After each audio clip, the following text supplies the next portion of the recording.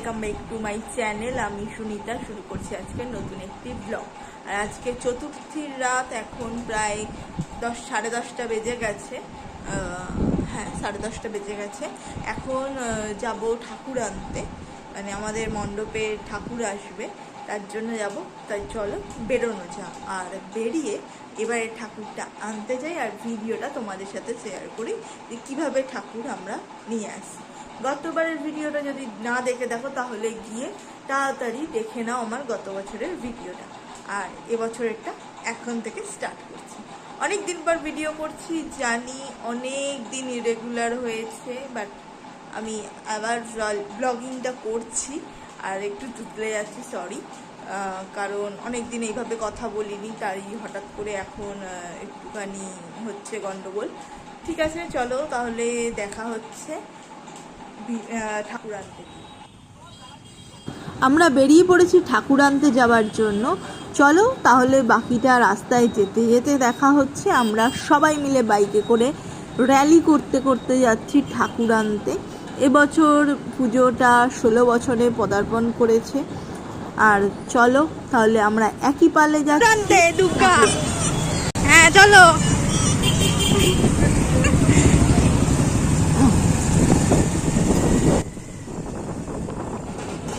প্রতি বছরের মতন এবছরে আমরা যাচ্ছি আমাদের আবদালপুরের আনন্দপালে ঠাকুর আনতে।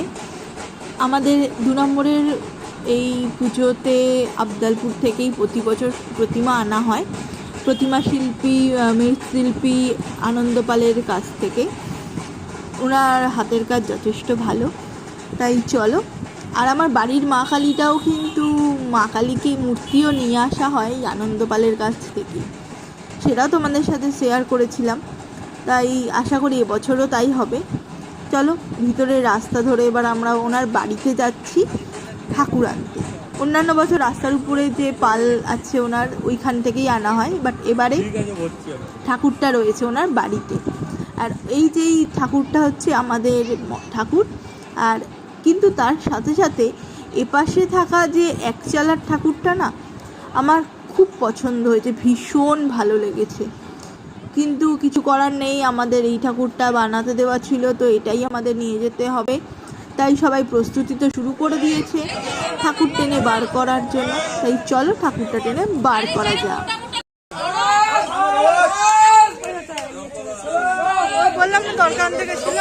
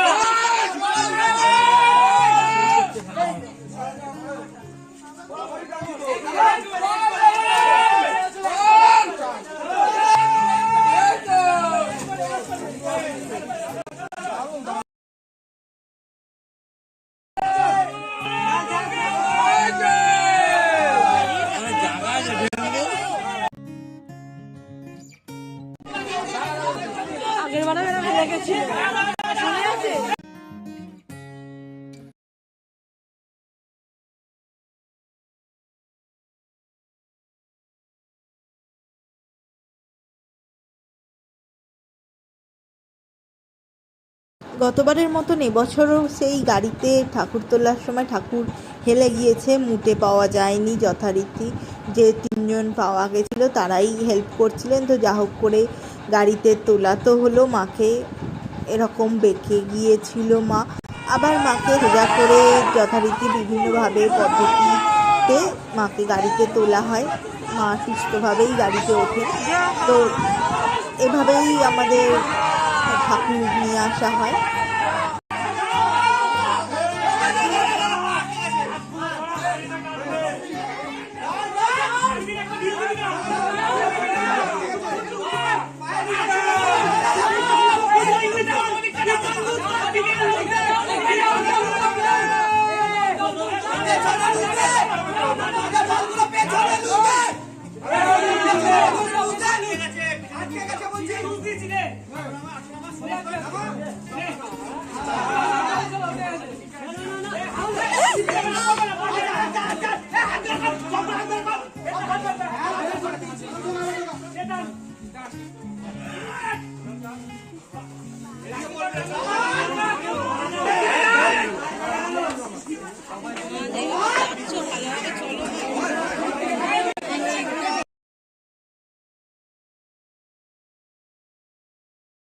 যথারীতি অনেক পরিশ্রমের পরে মাকে ঠিকঠাকভাবে গাড়িতে তোলা হয়। তবে মা দুর্গাই এখন একটা গাড়িতে করেই ফিরছেন, কারণ লক্ষ্মী গণেশ সরস্বতী কার্তিক পরের গাড়িতে আসছে। একটা গাড়িতে হয়নি, তাই তারা পরের গাড়িতে আসছে। তাই তাদের তোলাটা আমরা দেখাতে পারছি না আমি, কারণ আমরা মণ্ডপেই বসেছিলাম। তো গাড়ি করে আমরা দুর্গা ঠাকুরকে নিয়েই মণ্ডপে চলে আসি এবং পরে বাকিরা গিয়ে আবার লক্ষ্মী গণেশ সরস্বতী কার্তিককে নিয়ে আসে।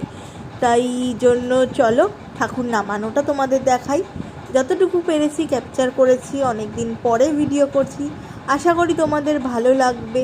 আর মায়ের আগমন যখন ঘটেছে, দুনিয়ায় সব কিছু ভালো হবে। এই সমাজের সকল পাপ ধুয়ে যাবে, সকল খারাপ মা মুছে দিক এবং সকলকে সুবুদ্ধি দিক, সুস্থ রাখুক, এটাই কামনা করি।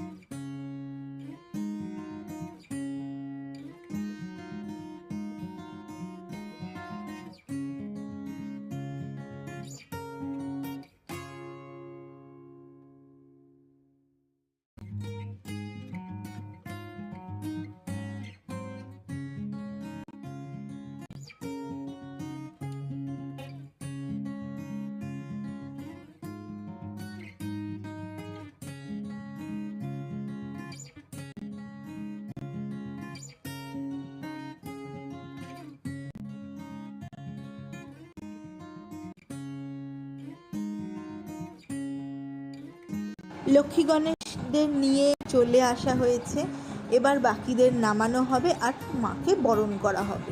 ছেলে মেয়ে সমেত উমা নিজের ঘরে এসেছে, মর্তে ফিরেছেন। তাই মায়ের কাছে একটাই অনুরোধ, মা সকলকে ভালো রাখো, সুস্থ রাখো আর সবার উন্নতি করো। আর যদি ভিডিওটা ভালো লাগে